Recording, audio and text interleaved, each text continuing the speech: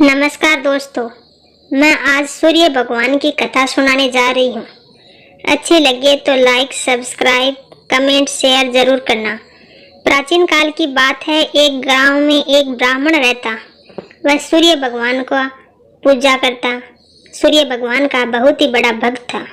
वह हर रोज सुबह सूर्य उदय से पहले उठकर नहाता धोता और अपना काम करता और सूर्य भगवान की कहानी कहता और सुनाता।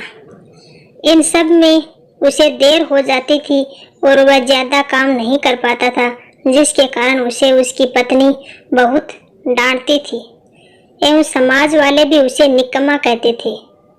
एक दिन इन सब चीजों से परेशान होकर वह ब्राह्मण बाजार से पूजन की सामग्री लेकर जंगल में चला गया। वहाँ एक सूखी नदी के किनारे एक सूखे पीपल का पेड़ था, जहाँ बैठकर वह ब्राह्मण सूर्य भगवान की कहानी पढ़ने लगा एवं उनकी पूजा करने लगा। पूजा खत्म होने के बाद वह नदी से जल लेकर सूर्य भगवान को समर्पित करता।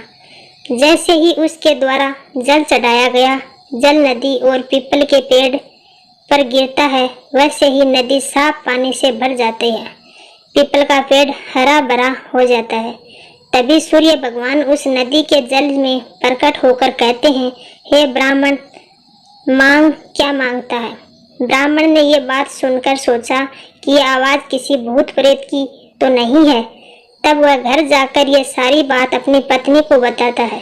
तब उसकी पत्नी है समझ जाती है कि सूर्य भगवान ने इन्हें दर्शन दे दिया। ब्राह्मण की पत्नी उसे समझाती है और कहती है कि सूर्य भगवान आपसे प्रसन्न होकर आपको वरदान देना चाहते हैं। तब ब्राह्मण अपनी पत्नी से कहता है, वरदान में क्या मांगूं, बताओ मुझे। उसकी पत्नी कहती है, कम शब्दों में जितना हो सके मांग लो।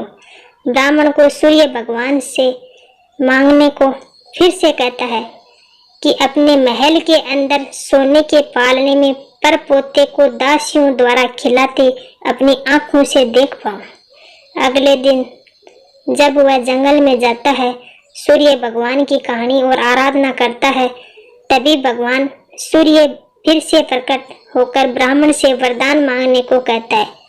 तब ब्राह्मण अपनी पत्नी के द्वारा बताए गए शब्दों को सूर्य भगवान को कहता है। तब सूर्य भगवान ये सुनकर दिखने में तो भोला वाला लगता है, पर एक ही बार में सब कुछ मांग लिया। सूर्य भगवान ने कहा, तेरी इच्छा पूरी होगी।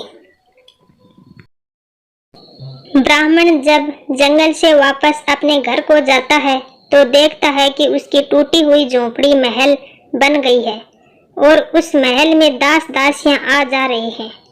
ब्राह्मण पास में बैठी हुई एक बूढ़ी महिला से पूछा, ये तो झोपड़ी हुआ करती थी ना। उसी समय महल की खिड़की से एक सुंदर सी महिला गानों और सुंदर कपड़ों से लदी हुई बाहर आई और ब्राह्मण से आकर बोली, आ जाओ, ये अपना ही घर है। सूरज भगवान ने तुम्हारी मनोकामना कर दी है। इतना धन देखकर ब्राह्मण ने उस महिला से कहा, इतने धन का हम क्या करेंगे। तभी उसकी पत्नी ने कहा, धन से क्या नहीं होता, दान पुण्य यज्ञ होम करेंगे। फिर ब्राह्मण ने अपने घर धन का इस्तेमाल पूजा पाठ और पुण्य कार्यों में किया। अब सभी गांव वाले राजा के जगह उस ब्राह्मण का गुणगान करने लगे। राजा ने यह सब सुनकर ब्राह्मण को बुलाया और पूछा कि आपको खाना भी नहीं मिलता था, ये क्या हुआ। आज ये धन इतना ज्यादा कहाँ से आ गया, कहाँ से चोरी की या डाका डाला। ब्राह्मण ने कहा, यह सब तो भगवान सूरज की कृपा है। सारी कहानी को राज बताया। राजा ने यह सुनकर उसने भी सूर्य भगवान की कहानी सुनने और आराधना करने का दृढ़ संकल्प किया, जिससे सूरज भगवान ने राजा को एक सुंदर सा पुत्र दिया और उसका परिवार सुख से भर गया। हे महाराज, जैसा उस ब्राह्मण को और उस राजा का कष्ट मिटा, उसा सबका मिटिया, कहता का सुनता का अपना सारे परिवार का।